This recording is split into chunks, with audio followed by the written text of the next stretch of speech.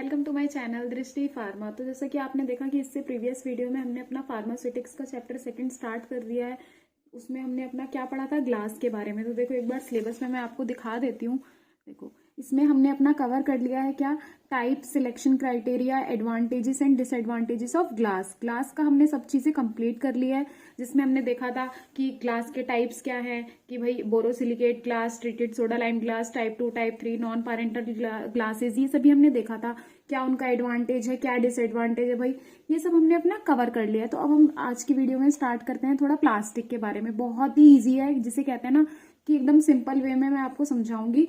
अगर आपने ग्लास का अच्छे से कर लिया है तो प्लास्टिक का तो बहुत ही ईजी है, उससे भी ज्यादा आसान है। देखो इसमें हम क्या पढ़ेंगे कि सबसे पहले तो मैं बता दूं कि जैसे हमारे ग्लास बहुत ज्यादा कॉमन है, जैसे पैरेंटल में यूज होते हैं, ऐसे आपने वो देखी होंगी कि जो इन्फ्यूजन चढ़ता है, जो बॉटल्स होती हैं, किसकी बनी होती है, देखिए प्लास्टिक की तो बनी होती है।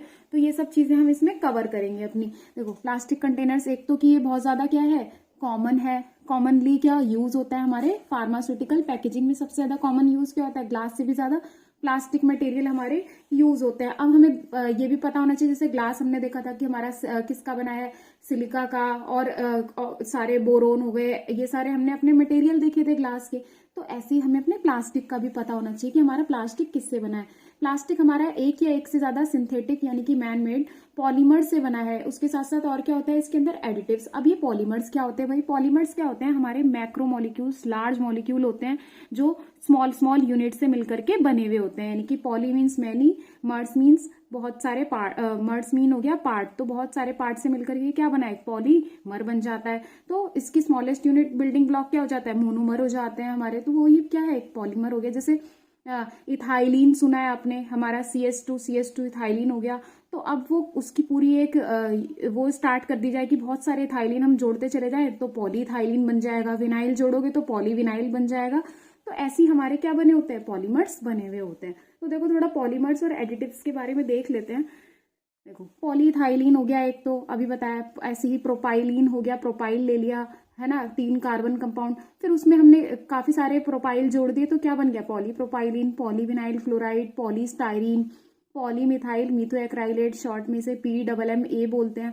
पॉलीइथाइलिन टेरेप्थेलेट हो गया, पॉलीट्राई फ्लोरोइथाइलिन हो गया, पॉलीअमाइड्स। नायलॉन को ही क्या कहा जाता है, पॉलीअमाइड्स। यानी कि बहुत सारे अगर हम अमाइड्स जोड़ दें, यानी कि कार्बन में अगर NH2 ग्रुप लगा हो अमाइड, तो क्या हो गया, अमाइड बन गया वो हमारा। तो बहुत सारे अमाइड अगर जोड़ दें तो क्या बन जाएगा, नाइलॉन बन जाएगा। उसके बाद हमारे क्या है, देखो पॉलीकार्बोनेट्स हो गए, कि बहुत सारे कार्बन के ग्रुप लगा दिए तो क्या बन गया, पॉलीकार्बोनेट्स हो गया। एक्राइलिक पॉलीमर्स हो गया, ये भी एक्राइलिक कंपाउंड लगे हुए हैं इनके अंदर। और देखो कुछ एडिटिव्स। अब ऐसा तो है नहीं कि सिर्फ पॉलीमर से ही क्या बन जाएगा, हमारा प्लास्टिक बन जाएगा। उसमें एक्स्ट्रा चीजें ऐड हो रखी होंगी। कौन कौन सी, देखो सबसे ज्यादा एंटीऑक्सीडेंट का इस्तेमाल किया जाता है। जितनी भी आप प्रिपरेशन पढ़ेंगे आगे, हर जगह एंटीऑक्सीडेंट का यूज देखेंगे तो इसमें सब एंटीऑक्सीडेंट क्या करेगा, ऑक्सीडेशन से प्रिवेंट करेगा, ऑक्सीडेशन से बचाएंगे। तो क्या होता है, ब्यूटाइलेटेड हाइड्रोक्सी टोलिन इसका एग्जाम्पल है। कौन सा यूज होता है, BHT यूज होता है हमारा। और एंटी स्टैटिक एजेंट की, उसे स्टैटिक रखें, टिकाऊ रखें, ऐसे एजेंट्स का भी यूज कर लेंगे हम। पॉलीमर्स के साथ इनको मिक्स किया जाता है। कलर, सुटेबल कलर अलग अलग यूज कर लिए। लुब्रिकेंट की उसकी फ्लोइंग प्रॉपर्टी को बढ़ा दे, उसमें बोलते हैं ना थोड़ा ऑयली सा ग्रीसी नेचर दे दे। लुब्रिकेंट हो गए, प्लास्टिसाइजर हो गए, और क्या हो गए, स्टेबलाइजर हो गए, कि उसे स्टेबल कर दे और ये ट्रांसपेरेंट बना दे उसको। तो प्लास्टिसाइजर हम लोग यूज कर लेते हैं, इलास्टिसिटी उसको प्रोवाइड हो जाए। तो ये क्या हो गया, हमारे एडिटिव्स और पॉलीमर्स के कुछ नाम। तो चलिए अब इसमें और थोड़ा देखते हैं, थोड़ा डिटेल में पढ़ते हैं एक एक पॉलीमर के बारे में। वैसे ज्यादा नहीं है, मैं बताऊंगी भी कि ये पॉलीमर्स मैं आपको क्यों पढ़ा रही हूँ, देखना अभी पता चल जाएगा। देखो पॉलीइथाइलिन है, इसमें क्या है, डेंसिटी उसकी इतनी होती है 0.91 से 0.96 की रेंज में होती है। काफी ज्यादा फ्लेक्सिबल होते हैं हमारे ये वाले पॉलीमर, लचीले होते हैं, काफी लाइट इनका वेट होता है, लेकिन ये टफ और रिजिड होते हैं। तो ऐसे ही तो हमें चाहिए सबसे ज्यादा। देखो ये पॉलीइथाइलिन का बहुत ज्यादा इस्तेमाल है। तो कैसे होता है ये, कि हमारे एक तो क्या डेंसिटी कितनी, इतनी होनी चाहिए, फ्लैक्सिबल हो काफी, और लाइट, बट कैसे हो, टफ और रिजिड। उसके बाद ऑयल के लिए क्या हो, रेजिस्टेंस हो इनके अंदर, कि भाई उससे बचा ले, रेजिस्ट कर दे, रोक दे। मेल्टिंग पॉइंट इनका इतना ज्यादा होता है 110 डिग्री से कितना, 115 डिग्री सेल्सियस। हाँ, तो ये can not be sterilised by heat, तो हम इसे डायरेक्ट हीट से नहीं स्टरलाइज कर सकते। स्टरलाइज क्या है? स्टरलाइजेशन मेथड है एक, जिसमें हम क्या करते हैं, अपने बैक्टीरिया, वायरस, जितने भी, इन सबको हम रिमूव करते हैं अपने प्रोडक्ट में से। तो यही क्या होता है? स्टरलाइजेशन। तो हम उसे हीट से नहीं कर सकते कि ड्राई हीट हम प्रोवाइड कर दे, बल्कि किससे किया जाता है? ऑटोक्लेविंग से। ऑटोक्लेविंग में क्यों? क्योंकि इसका मेल्टिंग पॉइंट इतना ज्यादा है। तो ऑटोक्लेव में क्या हो जाता है कि भाई हम इसमें एक प्रेशर के साथ स्टीम देते हैं, भाप दी जाती है, जिससे क्या होता है, सारे बैक्टीरिया वगैरह रिमूव हो जाते हैं। तो सबसे ज्यादा किसका यूज होता है? ऑटोक्लेविंग का यूज होता है। फिर उसके ये किसके लिए यूज किए जाते हैं? पॉलीथाइलिन की, भाई बॉटल्स बनाने के लिए, जितने भी देखते हैं ना कफ सिरप वगैरह हो गए, जो बॉटल है, ट्यूब्स वगैरह बनाने के लिए, डिस्पोजेबल सिरिंजेस जो होती है जिसमें निडल लगाई जाती है, वो उसके लिए हम यूज कर लेते हैं इसको, पॉलीइथाइलिन को। उसके बाद आता है क्या? पॉलीप्रोपाइलिन के बारे में। जैसे इथाइलिन है सेम, वैसे ही क्या होता है हमारा? प्रोपाइलिन होता है। तो लिखा है कि ये बिल्कुल किसके जैसा होता है? पॉलीथीन के जैसा होता है एकदम। और लाइट कैसा होता है? ये लाइट और हीट रेजिस्टेंस होता है कि ये हीट से बिल्कुल बचा लेते हैं प्रोडक्ट को हमारे। और मेल्टिंग पॉइंट इसका 170 डिग्री सेल्सियस और भी ज्यादा होता है। तो इसमें और भी अच्छे से हमें ऑटोक्लेविंग करनी होती है कि हम अपने मटेरियल की भी ऑटोक्लेविंग होती है, यानी कि उसे भी हमें अपने बैक्टीरिया वगैरह से सब चीजें उसमें से रिमूव करनी होती है, जितने भी हार्मफुल पार्टिकल्स हैं। डिस्पोजेबल सिरिंजेस बनाने के लिए, ट्यूब्स के लिए, स्क्विज बॉटल्स, जिनको क्या किया जाता है, थोड़ा दबाया जाता है, वो स्क्विज बॉटल्स होती हैं, उनमें भी हम इसका यूज करते हैं। फिर उसके बाद पॉलीविनाइल क्लोराइड, ये क्या होता है? ये कम फ्लेक्सिबल होता है as compare to polypropylene, polyethylene. Less flexible है, ये थोड़ा हैवी भी होता है। और परमिएबल टू वाटर, यानी कि इसमें थोड़ी बहुत वाटर की एंट्री हो जाती है, उसे परमिट कर देते हैं हाई, लेकिन इसकी क्लैरिटी ज्यादा होती है और ये सनलाइट से हमारा अफेक्ट भी नहीं होता है। किसके लिए यूज करते हैं इसको? For preparing I ointment tubes, जितनी भी आई की रिलेटेड ट्यूब्स होती हैं, वहां पे हम किसका यूज करते हैं? पीवीसी का, पॉलीविनाइल क्लोराइड का। उसके बाद हम देखते हैं किसके बारे में थोड़ा, पॉलीमिथाइल मीथो एक्राइलेट के बारे में। ये क्या है हमारा? ये हमारा हार्ड होता है, काफी हार्ड, और कैसा होता है? लाइट है और ट्रांसपेरेंट होता है। कैसा होता है? हार्ड, लाइट और हमारा ट्रांसपेरेंट होता है ये। और मेल्टिंग पॉइंट कितना होता है? 100 डिग्री सेल्सियस होता है। मतलब कि ट्रांसपेरेंट, भाई हमें तो चाहिए कि हमारा प्लास्टिक ऐसा और ट्रांसपेरेंट हो, ताकि हमारा मटेरियल, जो भी हमारा इंग्रेडिएंट है, जो भी हमारा प्रोडक्ट है, वो क्या हो, हमें आसानी से उसमें से दिख जाए, विजुअल हो, है ना, ताकि हम उसका डोज देख सके, कितनी हमें जरूरत है, कितनी है उसके अंदर, और क्या कर सकते हैं उससे, उसकी क्वालिटी भी असेस कर सकते हैं, हम चेक कर सकते हैं।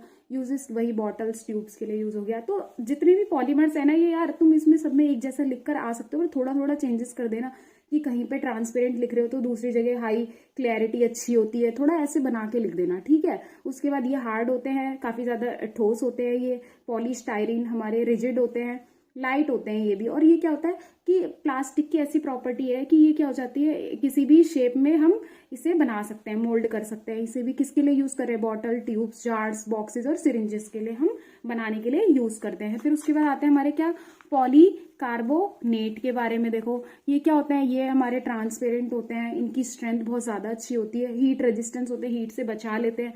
सर्जिकल इक्विपमेंट वगैरह जो जितने भी होते हैं, सर्जरी के जो भी इंस्ट्रूमेंट है, वहां पे ये हमारे यूज होते हैं क्या, पॉलीकार्बोनेट। और भी पॉलीमर जैसे नायलॉन हो गया, उसमें भी आप यही सब चीजें लिख सकते हैं। भाई फ्लेक्सिबल होता है, स्टरलाइजेशन करते हैं ऑटोक्लेविंग के द्वारा, मेल्टिंग पॉइंट इसका भी हाई होता है, ये सब चीजें लिख सकते हैं। उसके बाद हम चलते हैं किसकी तरफ, टाइप्स ऑफ प्लास्टिक। अभी बताऊंगी कि मैंने ये पॉलीमर्स आपको क्यों पढ़ाए थे, देखो।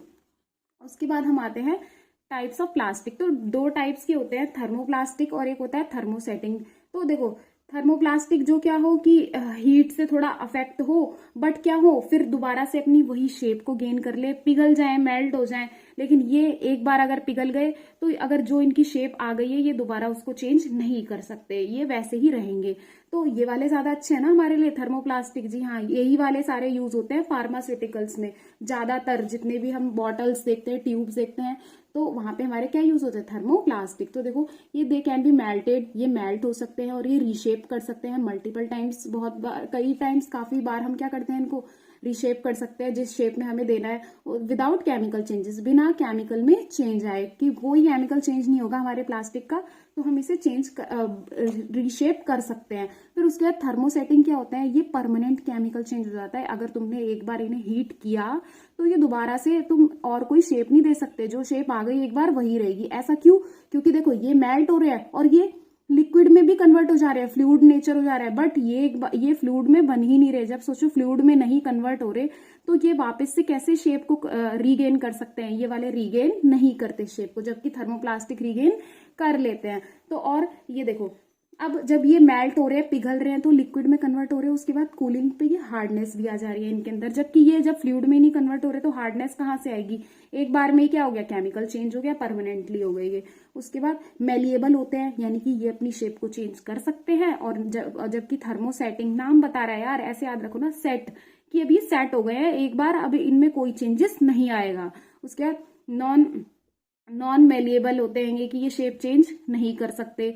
नॉन ब्रिटल, देखो थर्मोप्लास्टिक है, अब सोचो कि जब ये अपनी शेप को बार बार चेंज कर सकते हैं, यानी कि फ्लैक्सीबल है बहुत ज्यादा, तो ये टूटेंगे तो नहीं ना जल्दी से, तो ये नॉन ब्रिटल हो गए। जबकि ये क्या होते हैं, जब ये अपनी शेप को ही नहीं चेंज कर रहे, एक बार जिस शेप में आ गए वैसे ही रहेंगे, तो ये ब्रिटल हो जाते हैं, ये टूट भी जाते हैं जल्दी से हमारे। और थर्मोप्लास्टिक जो होते हैं रिसाइक्लेबल होते हैं, इन्हें हम बार बार क्या कर सकते हैं, बना सकते हैं। क्यों? क्योंकि अभी देखा हमने कि ये रीशेप कर सकते हैं हम, तो रिसाइक्लेबल हो गए ना। और ये वाले जो होते हैं थर्मोसेटिंग, ये नॉट इजिली रिसाइक्लेबल, ये जल्दी से रिसाइकल नहीं होते, दोबारा से नहीं बना पाते। इसके एग्जाम्पल्स देखो, अब बताती हूँ ना असली चीज की। थर्मोप्लास्टिक टाइप मैंने अभी बताया कि जितने भी फार्मास्यूटिकल्स में ज्यादातर जो यूज हो रहे हैं वो क्या होते हैं, थर्मोप्लास्टिक टाइप होते हैं। तो आप यहाँ पे सारे एग्जाम्पल्स आ जाएंगे जितने भी अभी तक पॉलीमर देखे, पॉलीथाइलिन हो गया, पॉलीप्रोपाइलिन हो गया, पॉलीमिथाइल मिथोएक्राइलेट हो गया, पॉलीएक्राइल हो गया, एक्राइल पॉलीमर हो गए, नाइलॉन हो गए, पॉलीएमाइड्स, पॉलीविनाइल क्लोराइड हो गए। तो ये जितने भी हैं, तो ये मानो आप कि अब सोचो आपने क्या किया, पहले टाइप्स के बारे में बता दिया, पहले इसके भी एग्जांपल बता देते। देखो इसका है फिनॉल फॉर्मल्डिहाइड रेजिन्स हो गया, और यूरिया फॉर्मल्डिहाइड रेजिन हो गया, इसके अंदर जो प्लास्टिक आते हैं। लेकिन अब देखो, हम थर्मोप्लास्टिक में क्या कर सकते हैं, सभी प्लास्टिक्स आ रहे हैं ना इसके अंदर, तो टाइप्स तो 2 हो गए, मैंने यहाँ डिफरेंस के तौर में बताया। लेकिन आप पॉइंट वाइज जब लिखेंगे तो थर्मोप्लास्टिक के अंदर ये जितने भी प्लास्टिक्स आ रहे हैं ना, इनके बारे में भी लिख दो। जो पॉलीमर सभी मैंने बताए हैं ना, ये आगे जितने भी, इनके बारे में आप सभी को इनके अंदर लिखना। तो क्या होगा, इससे टाइप्स भी लिख दिया आपने और पॉलीमर्स के बारे में डिस्क्रिप्शन भी दे दिया, सभी के बारे में 2-2 पॉइंट लिख के आओगे, नंबर बहुत अच्छे मिलेंगे। ये हो गया। फिर और डिफरेंस भी बता दिया दोनों में, तो सही है ना यार, ये काफी ज्यादा इजी है। फिर उसके बाद देखो, अब आता है क्या, सिलेक्शन क्राइटेरिया। किसका? प्लास्टिक का। ऑब्वियसली प्लास्टिक पढ़ रहे हैं तो उसी का ही होगा ना। तो देखो बिल्कुल ग्लास के जैसा है, जैसा हमने उसमें पढ़ा कि कंपैटिबल हो, यानी कि केमिकल रिएक्शन ना करे वो कुछ भी किसके साथ, हमारे प्रोडक्ट के साथ। ऐसे ही प्लास्टिक में भी होना चाहिए कि हम प्लास्टिक को किस बेस पे सिलेक्ट करेंगे कि प्लास्टिक जो है रिएक्ट ना करे और ना ही लीच करे। लीच का मतलब होता है कि जो प्लास्टिक का मटेरियल है जिससे वो बना हुआ है, तो उसमें भी क्या है, केमिकल्स हैं, तो वो केमिकल्स हमारे प्रोडक्ट में ना आ जाए, माइग्रेशन ना हो जाए किसका, केमिकल्स का, कंटेनर से किसमें, प्रोडक्ट में। उसी को कहते हैं लीचिंग। तो लीच ना कर जाए हार्मफुल सब्सटेंस किसमें, हमारे फार्मास्यूटिकल प्रोडक्ट में। और अगर लीच कर गया तो क्या होगा, ह्यूमन कंजम्पशन के लिए, कंजम्पशन यानी उनके यूज के लिए, यूटिलाइज के लिए क्या हो जाएगा, हमारा हार्मफुल हो जाएगा। तो इसीलिए क्या हो, बायो कंपैटिबल हो, कि लिविंग में क्या हो, कंपैटिबल हो जाके। जब वो लीचिंग नहीं होगी तो ऑब्वियसली क्या होगा, कंपैटिबिलिटी उसकी अच्छी होगी, उसके साथ मैच अच्छे से हो जाएगा किसका, कंटेनर का प्रोडक्ट के साथ। यही हमें चाहिए होती है। तो इससे क्या इंश्योर हो जाएगा, इससे विश्वास हो जाएगा कि भाई सेफ है, किसके लिए, ह्यूमन यूज के लिए, ह्यूमन कंजम्पशन के लिए। उसके बाद केमिकल रेजिस्टेंस की, हमारा जो प्लास्टिक है वो रेजिस्ट करे, कोई इंटरेक्शन ना हो किसके साथ, फार्मास्यूटिकल इंग्रेडिएंट के साथ, उसे रेजिस्ट कर दे, क्या कर दे, रोक दे। ठीक है। फिर उसके बाद इससे क्या रहेगा, उसकी इंटीग्रिटी मेंटेन रहेगी कि वेरियस केमिकल एनवायरनमेंट में क्या रहेगा, वो ऑनेस्ट रहेगा, क्या प्लास्टिक हमारा अच्छे से ट्रस्टवर्दी होगा। फिर उसके बाद ट्रांसपेरेंसी, कि भाई क्लैरिटी बहुत इंपॉर्टेंट होती है किसके लिए, किसी भी विजुअल, जैसे कोई भी प्रोडक्ट है उसको हमें इंस्पेक्ट करना है यानी कि देखना है, तो उसके लिए क्या है, अच्छा है कि भाई क्लैरिटी बढ़िया और ट्रांसपेरेंट होगा, तभी तो हम अच्छे से देख पाएंगे, तभी तो हम अपने डोज को क्या कर पाएंगे, एक्यूरेसी देख पाएंगे, करेक्ट है कि नहीं, और क्वालिटी भी पता चल जाएगी उससे हमारे प्रोडक्ट की। उसके बाद स्टरलिटी क्या है कि भाई स्टरलाइजेशन मैथड अच्छे से हो सके, ऐसा प्लास्टिक हमारा बना हो इस मटेरियल की कि भाई तुम स्टरलाइज कर सको, ऑटोक्लेव में क्या कर सको, उस प्लास्टिक पे अगर कोई बैक्टीरिया चिपक गया, कोई कुछ भी हमारे माइक्रो ऑर्गेनिजम्स लग गए हैं, तो क्या कर सको तुम, उसमें से उसे रिमूव कर सको, यानी कि स्टरलाइजेशन के काबिल हो वो हमारा क्या, प्लास्टिक, विदाउट ना उसमें कोई स्ट्रक्चर या केमिकल प्रॉपर्टीज में चेंज आए बिना प्लास्टिक हमारा क्या हो, ऑटोक्लेव पे जाकर के रिमूव कर सके सारे बैक्टीरिया को, ऐसी इसकी स्टर्डिलिटी होनी चाहिए। उसके बाद ईज ऑफ प्रोसेसिंग, कि भाई मैन्युफैक्चरिंग मेथड इतने आसान लगाओ कि डिजायर्ड फॉर्म में हमारा प्रोडक्ट जो है, हमारा प्लास्टिक बन जाए। Plastic should be easily processable into desired form में होना चाहिए, जैसे कि बॉटल्स, कंटेनर्स, ट्यूब्स हो गए, बाय कॉमन मैन्युफैक्चरिंग मेथड्स के द्वारा।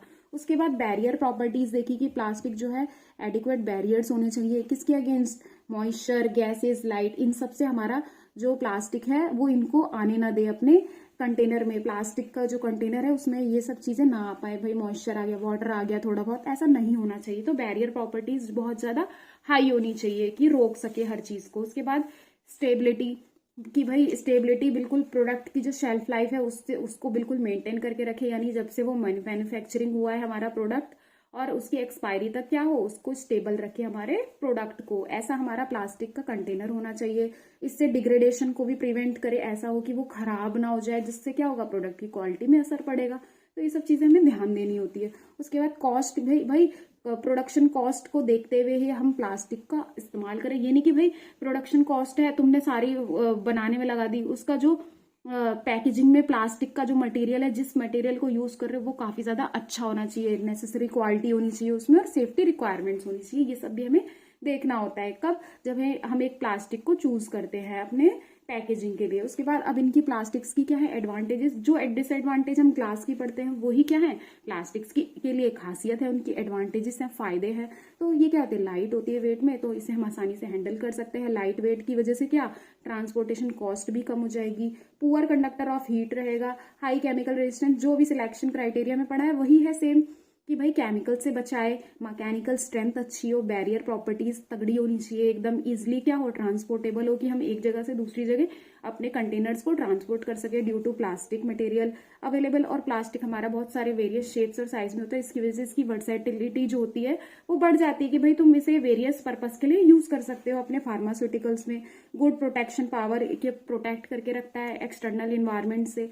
ड्यूरेबिलिटी अच्छी होती है, कि भाई वही की स्टेबल रखता है उसके शेल्फ लाइफ के दौरान। रिसाइक्लेबिलिटी, की तुम फिर से उसे रिसाइकल कर सकते हो, रीशेप कर सकते हो। कॉस्ट इफेक्टिव होता है, ज्यादा कॉस्ट भी नहीं होती इसकी। फिर उसके बाद आ जाती है डिसएडवांटेज। अब इन्हीं एडवांटेजेस में से हमने क्या निकाल दी, कुछ कमियां निकाल दी, कि वो डिसएडवांटेज हो गई।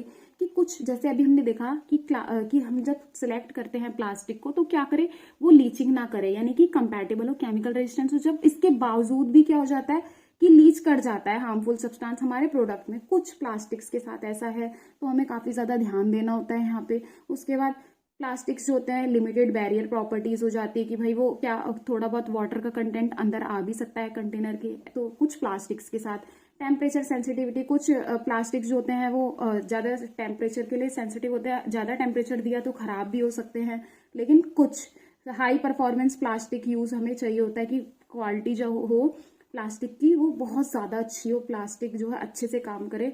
तो ऐसा हमें चाहिए होता है किसमें, फार्मास्यूटिकल प्रोडक्ट में, जिसकी वजह से उसकी कॉस्ट भी बढ़ जाती है, एक्सपेंसिव हो जाता है, ज्यादा महंगा हो जाता है। उसके बाद केमिकल इंटरेक्शन भी हो जाती है फार्मास्यूटिकल इंग्रेडिएंट के साथ हमारे, यानी कि केमिकल रेजिस्टेंस हर प्लास्टिक के केस में नहीं हो पाता है। तो ये हमने देखा प्लास्टिक के बारे में, हमने कंप्लीट कर लिया है।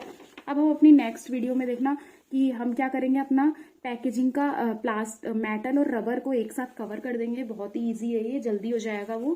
तो एक बार फिर से थोड़ा क्विक रिवीजन करते हैं इसका, कि प्लास्टिक हमने देखा पॉलीमर्स के बने होते हैं, पॉलीमर्स के कुछ नाम देखे, ये सारे उनके नाम हैं। पॉलीथाइलीन सबसे ज्यादा इंपॉर्टेंट, और सभी के अंदर डिस्क्रिप्शन जो है थोड़ा थोड़ा लिखना है, 2-2 पॉइंट, तो एक जैसा ही है, ज्यादा अंतर नहीं है इसमें। तो तभी तो ये सारे पॉलीमर्स यूज हो रहे हैं हमारे प्लास्टिक में। फिर उसके एडिटिव्स देखे जो ऑक्सीडेशन होने से रोक दे, ब्यूटाइलेटेड हाइड्रोक्सी टॉलिन इसका एग्जाम्पल है, एंटीऑक्सीडेंट का, एंटी स्टैटिक एजेंट देखे, कलर देखे, लुब्रिकेंट देखे, प्लास्टिसाइजर देखा, स्टेबलाइजर देखा।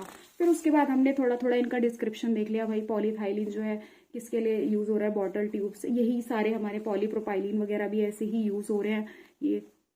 फिर उसके बाद हमने पॉलीस्टायरीन हो गया, मीथोएक्राइलेट हो गया, फिर हमारा पॉलीकार्बोनेट है। फिर उसके बाद टाइप्स ऑफ प्लास्टिक देखे, थर्मोप्लास्टिक, थर्मोसेटिंग।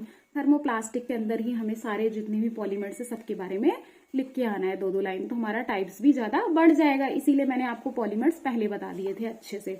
फिर उसके बाद हमने सिलेक्शन क्राइटेरिया देखा, बायोकम्पैटिबिलिटी देखते हैं, केमिकल रेजिस्टेंस, ट्रांसपेरेंसी देखी जाती है, स्टर्लिटी। देखो ये जो ब्लू से लिखे है ना मैंने, ये पॉइंट्स अगर आपको याद रहेंगे ना अच्छे से, तो आप इनके अंदर काफी और भी पॉइंट में मैंने जो बताया उसके अलावा और भी आप अपने दिमाग से लिख कर आएंगे अच्छे से। स्टर्लिटी हो गया, ईज ऑफ प्रोसेसिंग है, फिर उसके बाद बैरियर प्रॉपर्टीज होनी चाहिए, स्टेबिलिटी अच्छी होनी चाहिए, कॉस्ट, फिर उसके बाद एडवांटेजेस देखिए, लाइट वेट है, इजीली ट्रांसपोर्टेबल है, हाई केमिकल रेजिस्टेंस है, मैकेनिकल स्ट्रेंथ अच्छी है, इजीली ट्रांसपोर्टेबल है, ट्रांसपोर्टेशन की कॉस्ट भी कम लगती है, इसमें वेरियस शेप में अवेलेबल है। और डिसएडवांटेज ज़्यादा नहीं है यार, ये भी हमने एडवांटेज इतने ज़्यादा है कि डिसएडवांटेज हमने खुद ही से ही सोचे हैं कि हो सकते हैं कुछ प्लास्टिक्स की उसमें से क्या हो, उनका केमिकल्स जो है निकल के हमारे प्रोडक्ट में आ जाए। लिमिटेड बैरियर प्रॉपर्टीज होती है, टेम्परेचर सेंसिटिविटी, केमिकल इंटरेक्शन। सो अगर आपको वीडियो अच्छी लगी है तो आप लाइक कर सकते हैं, चैनल पे नए हैं तो सब्सक्राइब करें। और हाँ, इसके प्रॉपर नोट्स आपको हमारे टेलीग्राम के चैनल पे अवेलेबल हो जाएंगे, तो आप डिस्क्रिप्शन में से जाके वहाँ से डाउनलोड कर सकते हैं। So thank you.